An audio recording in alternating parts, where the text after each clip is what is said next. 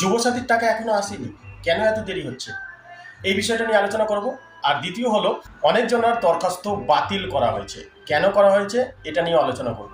মুখ্যমন্ত্রী ঘোষণার পরেই যে 7 তারিখ থেকে আজ থেকেই টাকা ঢুকবে, এই ঘোষণাটার পরেই অনেকেই আশা করেছিলেন যে খুব তাড়াতাড়ি এবার আমাদের ব্যাংক অ্যাকাউন্টে পয়সা চলে আসবে, বাট এখনো পর্যন্ত টাকা আসেনি। যুবসাথী আমরা বলেছিলাম 1 এপ্রিল থেকে টাকাটা তাদের অ্যাকাউন্টে যাবে, কিন্তু কালকে আন্তর্জাতিক মহিলা দিবস আছে, তার উপহার হিসেবে আমরা 1 এপ্রিলটা একটু চেঞ্জ করে আজ থেকেই তাদের অ্যাকাউন্টে টাকা যাবে।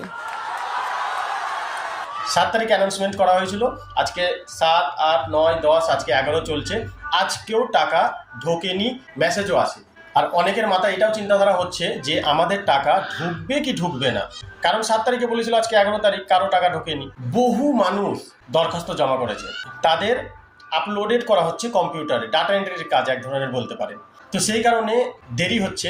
বাট যারা সরাসরি সরকারি ওয়েবসাইটে আবেদন করেছিল তাদের আগে টাকা ঢোকানো হচ্ছে। মানে হলো যে আপনি দরখাস্ত করেছেন অনলাইনে, তাহলে অনলাইনে আপনার নাম, ঠিকানা, যত কিছু ইনফরমেশন বা ডিটেলস দিতে হয় সেটা আপনি অলরেডি ডাইরেক্ট অনলাইনে করে দিয়েছেন। কিন্তু অফলাইনে যারা করেছিল তাদের এক এক করে আপলোডেড করা হচ্ছে, আপনার ডকুমেন্ট, আপনার তথ্য, সেইগুলো যাচাই করে অনলাইনে আপডেট করা হচ্ছে। তো এতে দেরি হচ্ছে। বাট অনলাইনে যারা আবেদন করেছিল তাদের টাকা কিছু কিছু ঢোকা স্টার্ট হচ্ছে, যেটুকু আমি খবর পাচ্ছি। বাট অফলাইনে যারা দরখাস্ত করেছিল, দুয়ারে সরকারে যারা দরখাস্ত করেছিল, সেটা অফলাইন, সেই অফলাইনের একটু দেরি হচ্ছে, কারণ ডাটা এন্ট্রির কাজ এখনো পর্যন্ত শেষ হয়নি।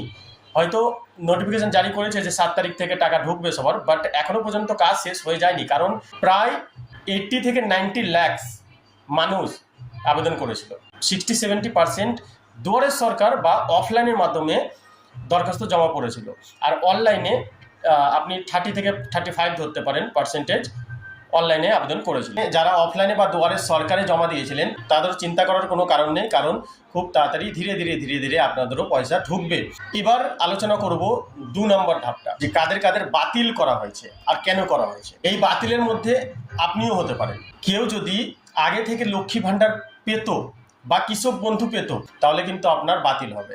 নাম্বার 2, এই প্রকল্পের জন্য বয়স হতে হবে 21 থেকে 40 বছর। তো 21 থেকে 40 বছরের মধ্যে যদি আপনি থাকেন তাহলে পাবেন, যদি বাইরে থাকেন বা তার আগে থাকেন তাহলে কিন্তু আপনার দরখাস্ত বাতিল করা হবে। নাম্বার 3, পরিচয়পত্র, মানে আপনি যখন ফর্মটা ফিল আপ করে জমা দিয়েছিলেন তার সাথে যে তথ্যগুলো দিয়েছিলেন সেই তথ্যের মধ্যে যদি কোনো ভুল থাকে, example Aadhaar card, voter card, admit marksheet, এইগুলো যে দিয়েছেন তার মধ্যে যদি কোনো ভুল থাকে, যেমন এক্সাম্পল ধরুন নাম আপনার ভুল আছে, আপনার যে অ্যাডমিট কার্ডে সেখানে নাম স্পেলিং ভুল আছে আর আধার কার্ডে স্পেলিংটা আলাদা আছে, তাহলে দুটো ম্যাচ যদি না করে তাহলে আপনার ম্যাচ না করার কারণে বাতিল হতে পারে। এর জন্য আপনাকে আলাদা যোগাযোগ করতে হতে পারে। কোথায় যোগাযোগ করতে হবে সেটা আমি আলাদা নেক্সট ভিডিও বানিয়ে দেবো, সেই ভিডিওটা দেখে আপনি আপনার সমস্যার সমাধান করতে পারবেন। এবার কারো ধরুন ব্যাংক অ্যাকাউন্টে আলাদা নাম, ভোটার কার্ডে আলাদা নাম, আধার কার্ডে আলাদা নাম, মার্কশিটে আলাদা নাম, তাহলে কিন্তু আপনার সমস্যা হতে পারে বা বাতিল হতে পারে। সব মিলিয়ে এটাই বলবো, যারা ফর্ম জমা দিয়েছিলেন তার সাথে যে নথিগুলো দিয়েছিল সেইগুলো একদম সঠিক যদি থাকে তাহলে আপনাদের টাকা একদম ডাইরেক্টলি ঢুকে যাবে ব্যাংক অ্যাকাউন্টে। ভিডিওটা যদি পছন্দ হয়ে থাকে লাইক আর আপনার বন্ধুদের সাথে শেয়ার অবশ্যই করবেন। অনেক অনেক ধন্যবাদ। সুস্থ থাকবেন, ভালো থাকবেন।